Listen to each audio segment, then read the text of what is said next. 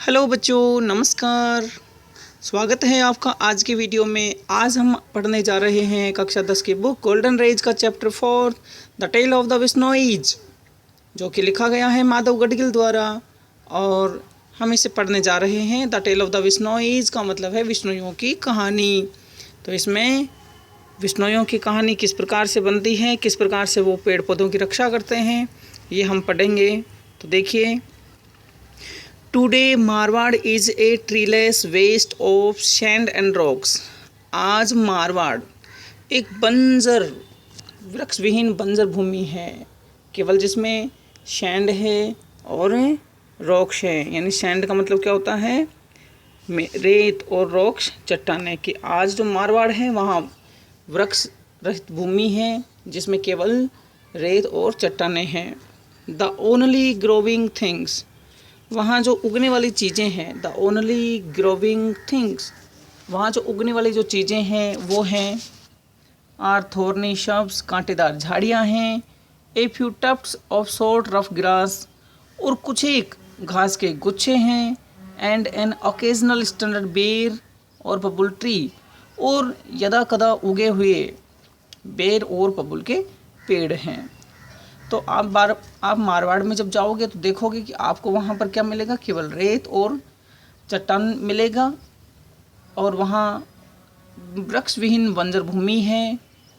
और वहाँ जो उगने वाले जो पौधे हैं वो कौन कौन से हैं, कांटेदार झाड़ियाँ मिलेंगी आपको, कुछ एक घास के गुच्छे मिलेंगे, है ना, और यदा कदा उगे हुए, मतलब यानी दूर दूर कह सकते हैं हम, उगे हुए बेर और बबुल के पेड़ मिलेंगे।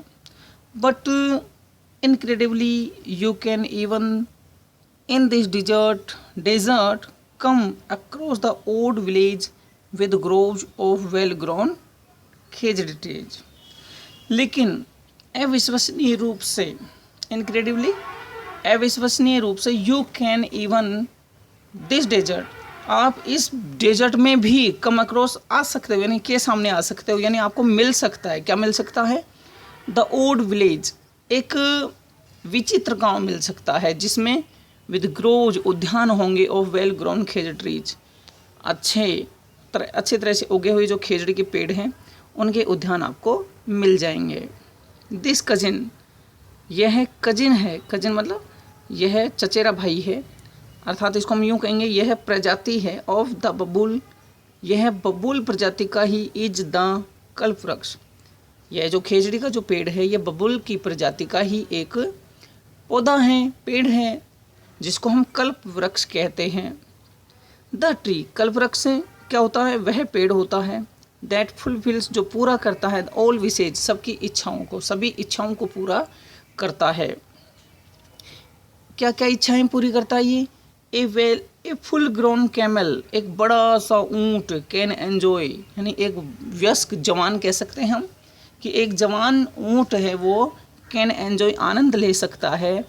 ए मिडी सिएस्टा, मध्य मतलब मिडी सिएस्टा मतलब दोपहर के समय ली जाने वाली नींद, कि दोपहर के समय ली जाने वाली नींद का आनंद ले सकता है, इन इट्स शेड, इसकी छाया में।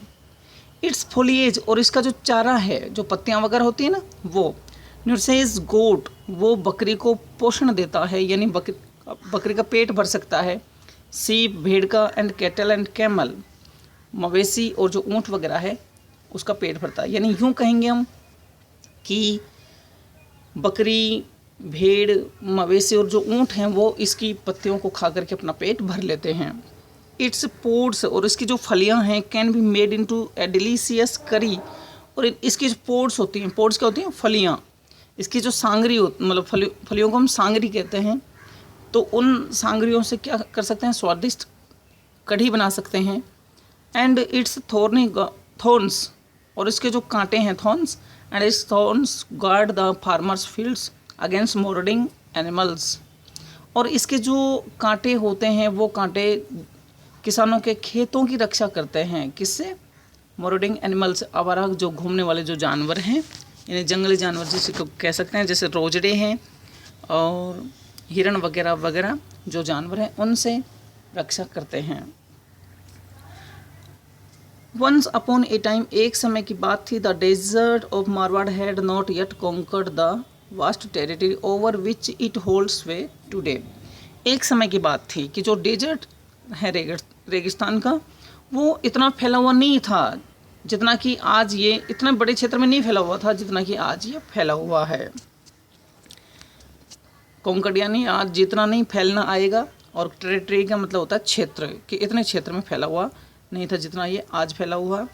इवन दो, यद्यपि the climate was the same, यद्यपि यहाँ की जो जलवायु थी वो वैसे की वैसी ही थी, एज जैसे कि इट इज़ टुडे, जैसे कि ये आज है। मतलब गर्मी तो उतनी ही पड़ती थी जितनी कि आज पड़ती है, परंतु पहले इतना फैला हुआ नहीं था, डेजर्ट फैला हुआ नहीं था। डेजर्ट की जगह क्या था, वहाँ दुनिया भर के पेड़ पौधे थे, हजारों हजारों खेजड़ी के, बेर के, केर के वगैरह वगैरह के पेड़ पौधे थे। तो क्या कहा गया है, द लैंड वाज कवर्ड, ये जो भूमि थी, मारवाड़ की जो भूमि थी वो ढकी हुई थी, by thousands upon thousands of khejri trees, हजारों हजारों खेजड़ी के पेड़ों से ढकी हुई थी।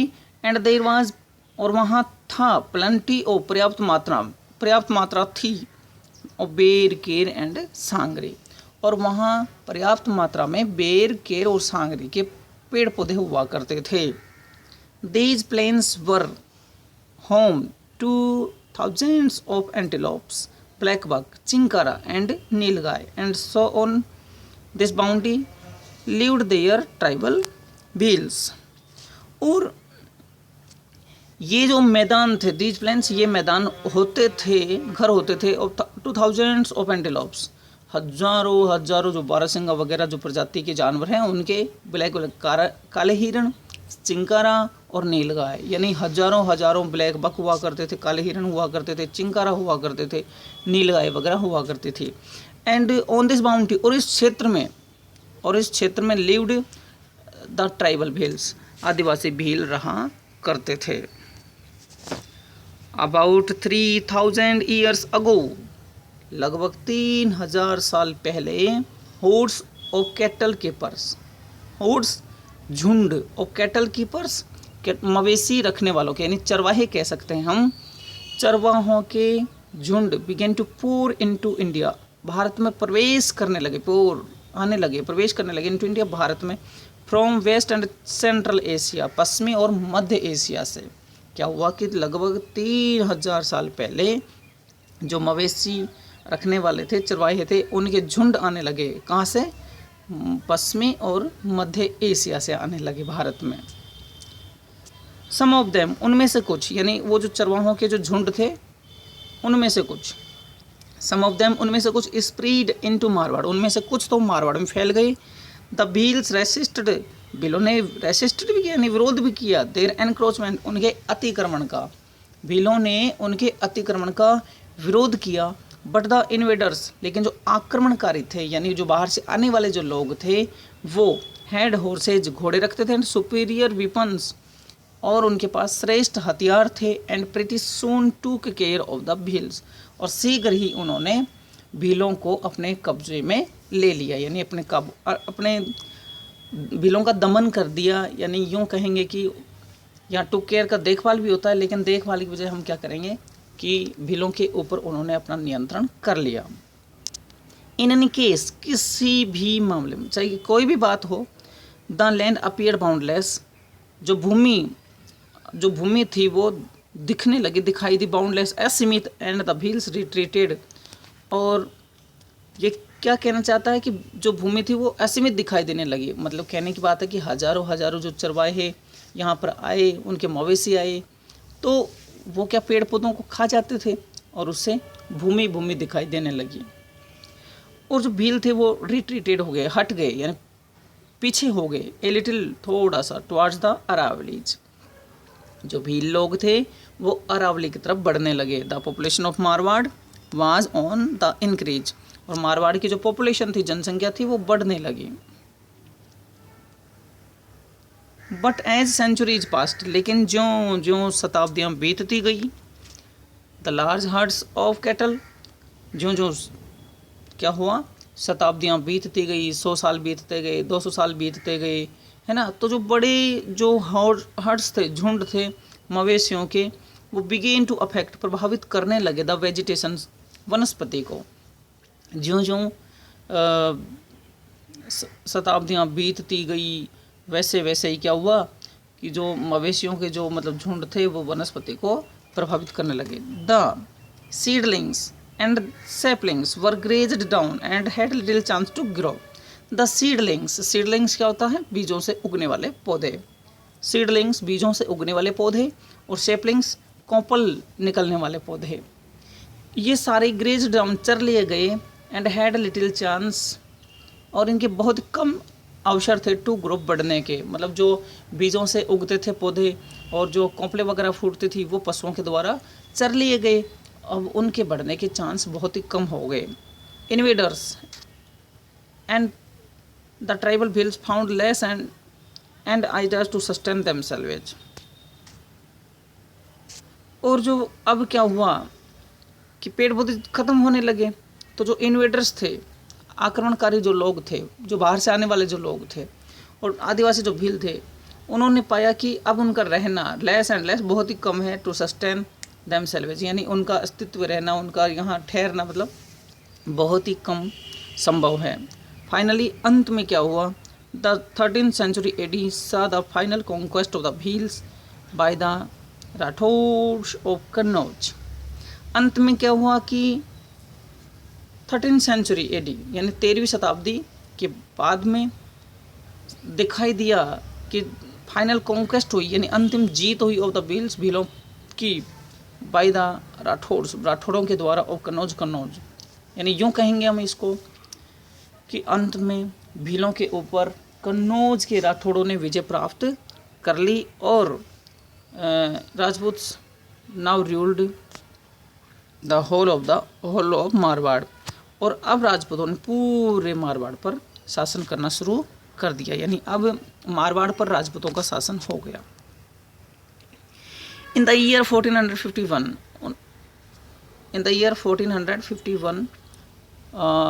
1451 में एडी, वही ईस्वी 1451 ईस्वी में, during the reign of Rao Jodha ji के शासनकाल में, 1451 में राव जोधा जी के शासनकाल के समय की बात है। वन ऑफ द ब्रेवेस्ट, जो कि कौन थे? राव जोधा जी कौन थे? एक बहादुर ऑफ राठौड़ किंग्स, बहादुर राठौड़ राजा थे, उनमें से एक।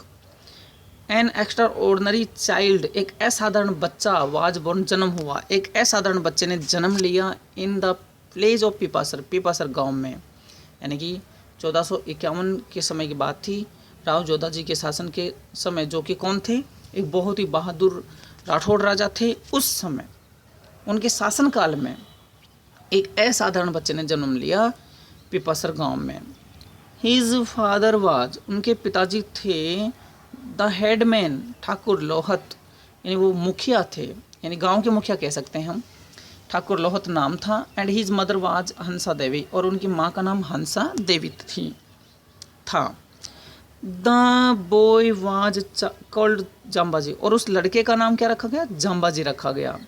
एज ए लिटिल बॉय, बचपन से he was given the task, उसे काम दे दिया गया, of looking after his father's large heard of cattle and सीप।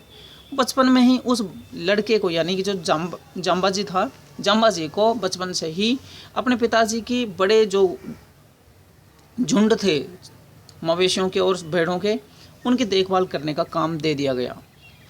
इट वॉज ग्रेट फन, उसे ये बड़े आनंद की बात थी, टू टेक द एनिमल्स, जानवरों को ले जाना, आउट ग्रेजिंग, चराने के लिए, मतलब जानवरों को चराने के लिए ले जाने में उसको बहुत ही आनंद आता था। Lie in the shade of a khejri trees, एक खेजड़ी के पेड़ में लेटना, and watch the herds of black buck, और काले हिरणों के झुंडों को देखना, ये इसको बहुत ही अच्छा लगता था। मतलब जाम्बाजी के लिए बड़े मज़े की बात थी कि जानवरों को चराने ले जाना, खेजड़ी के पेड़ की छाया में लेट जाना और काले हिरणों के झुंड को देखना। जाम्बाजी वाज फैसिनेटेड, जाम्बाजी आकर्षित होते थे, by the grace of this handsome antelope, इस सुंदर हिरन की, सुंदर बारहसिंगा की चाल को देख करके, शानदार चाल को देख करके जाम्बाजी बहुत ज़्यादा आकर्षित हो जाते थे। एंड थॉट, और सोचते थे, दैट कि देयर वाज नो साइट मोर एंथ्रिलिंग, कि ज़्यादा रोमांच करने वाला कोई दृश्य नहीं था देन ए फाइट, एक लड़ाई के अलावा, between two Vale ground stags, कि जब दो जवान स्टैग्स आपस में लड़ें और उस दृश्य को देखें तो इससे ज़्यादा आनंददायक जाम्बा जी को और कोई चीज़ नहीं लगती थी। तो बच्चों, आज के पार्ट में हम इतना ही पढ़ेंगे और बाकी जो पार्ट है आगे पढ़ेंगे। इस वीडियो को अच्छी तरह से देखना, समझने की कोशिश करना, और मैं इसके डिस्क्रिप्शन में एक पैसेज डालूँगा, 4 प्रश्न डालूँगा। उन प्रश्नों को भी आप हल करने की कोशिश करना और कमेंट में उनके उत्तर लिखने की कोशिश करना। बच्चों, ये पाठ आपके लिए बहुत ही उपयोगी होगा। यदि आपको वीडियो अच्छा लगे तो लाइक करना, वीडियो को शेयर करना और चैनल को सब्सक्राइब करना ना भूलें। अब हम मिलेंगे अगले वीडियो में, तब तक कीजिए इंतज़ार। धन्यवाद।